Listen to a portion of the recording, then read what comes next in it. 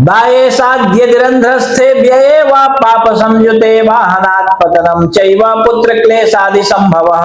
तो मित्रों, महर्षि पराशर बृहद पराशर होरा शास्त्रम के 60वें अध्याय के 9वें श्लोक में कहते हैं कि यदि आपकी जन्म कुंडली के अनुसार आपके ऊपर बुध की महादशा में केतु की अंतरदशा चल रही हो और ऐसा केतु आपकी जन्म कुंडली के 8वें और 12वें घर में ऐसा केतु बैठा हुआ हो और पाप ग्रहों के साथ में युक्त होकर के बैठा हुआ हो तो वाहन से गिरने का योग बनाता है, एक्सीडेंट होने का योग बनाता है। और ऐसे समय में पुत्र क्लेशादि संभव, आपके पुत्रों को क्लेश हो सकता है, बहुत ज्यादा कष्ट हो सकता है ऐसे समय में, और आपके पुत्र से ही आपका क्लेश भी संभव हो जाता है, क्लेश भी होने लगता है। ठीक है, तो आप ये बात समझ लीजिए खूब अच्छे तरह से। और अगले श्लोक में यानी 10वें श्लोक में महर्षि पराशर कहते हैं चौरादि राज भीतिश्च पाप कर्म रतः सदा वृश्चिकादि विषाद भीतिर्निचय कलह संभव।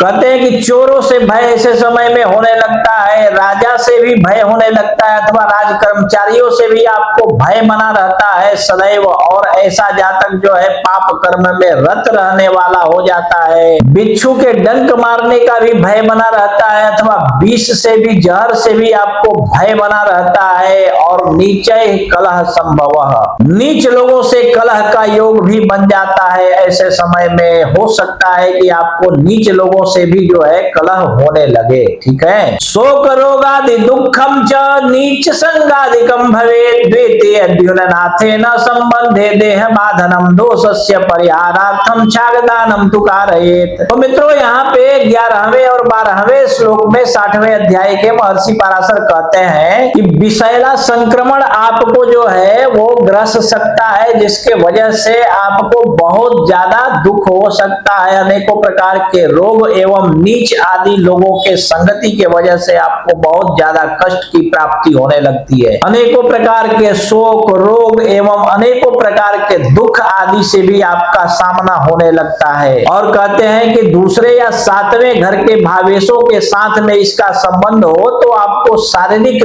पीड़ा झेलना पड़ता है, बहुत ज्यादा कष्ट झेलना पड़ता है शारीरिक रूप से आपको। और कहते हैं कि ऐसा अगर दोष हो तो दोषस्य परिहारार्थम छागदानम तु कारयेत्। छागदान कीजिए ऐसे समय में, भेड़ अथवा बकरे के बच्चे को किसी पालने वाले को ले जाकर के दान कर दीजिए अथवा गौशाला में कहीं किसी मजबूर लाचार बच्चे को देखिए जो तकलीफ में हो, कष्ट में हो, उसको ले जाकर के वहां पे दान कर दीजिए। इससे आपको निश्चित रूप से बहुत ज्यादा सुख की प्राप्ति होने लगती है, रोग बाधा आपका खत्म हो जाता है, शारीरिक बाधा, कोई शारीरिक कष्ट आपको नहीं झेलना पड़ता है और अनेकानेक सुख आपके जीवन में आने लगते हैं। ठीक है, तो इसी प्रकार आप अपनी कुंडली भी स्वयं देख लीजिए और स्वयं के बारे में स्वयं ही समझ लीजिए। और यदि इसके बाद भी आपको आपकी कुंडली समझ में न आवे तो आप अपनी कुंडली किसी कुशल श्रेष्ठ अनुभवी विद्वान ज्योतिषी को दिखाइए। और कोई श्रेष्ठ विद्वान यदि आपको आपके आजू बाजू में न मिले तो आप अपनी कुंडली हमें दिखा सकते हैं। आप देश विदेश कहीं भी रहते हो, फोन कीजिए, फोन पर एक व्हाट्सएप पर मैसेज कीजिए और मैसेज कीजिए कि अपॉइंटमेंट लेना है। अपॉइंटमेंट कंफर्म होने के बाद हम आपकी कुंडली फोन पर ही देख करके एक एक बात विस्तार पूर्वक समझाकर बतला देंगे। ठीक है।